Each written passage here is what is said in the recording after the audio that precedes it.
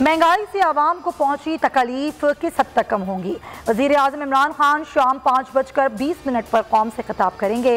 वज़ीर इत्तलात फवाद चौधरी कहते हैं वज़ीर आज़म खिताब में आवाम के लिए तारीखी रिलीफ पैकेज का ऐलान करेंगे। मुल्क की 53% आबादी मुस्तफ़ीद होगी। अवामी तकलीफ का तदारुक इमरान खान की पहली तरजीह है। इमरान खान पाकिस्तान को बचाना है तो इमरान खान को घर जाना होगा। इमरान खान का इस्तीफा ही कौम के लिए रिलीफ साबित होगा। तर्जुमान मुस्लिम लीग नून मरियम औरंगजेब की मीडिया से गुफ्तगू। कहा इमरान खान ने अवाम को 3 साल बेरोजगारी, महंगाई और भूख का पैकेज दिया। बिजली, गैस, पेट्रोल, अद्वियात महंगी करके अवाम को रिलीफ नहीं दिया जाता।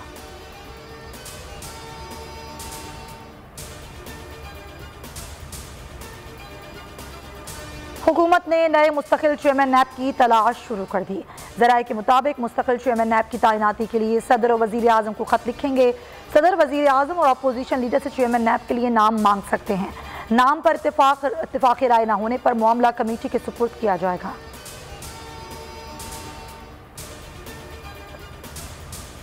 नैब की रिकवर रकम सरकारी अकाउंट में जमा न कराए जाने का इंकशाफ। नैब ने 815 अरब किस अकाउंट में जमा कराए, कुछ मालूम नहीं।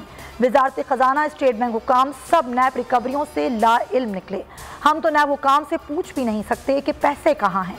वजारत खजाना का मौक़िफ़। सेनेट फाइनेंस कमेटी का ऑडिटर जनरल और नैब के ऑडिटर को खत आइंदा इजलास में तलब किया। सलीम मांडवीवाला कहते हैं नैब का झूठ सामने आ चुका। नैब बताए कि रिकवर की गई रकम कहाँ पड़ी है।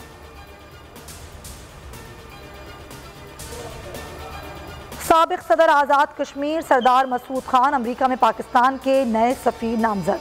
ज़राए के मुताबिक सरदार मसूद खान जल्द ही ओहदे का चार्ज संभालेंगे।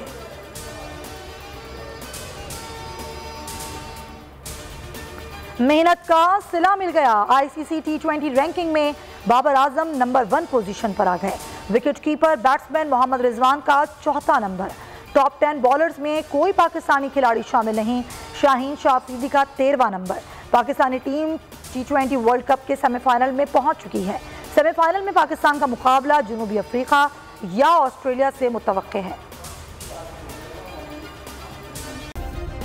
सब्सक्राइब करें और बेल दबाएं ताकि कोई खबर रह न जाए।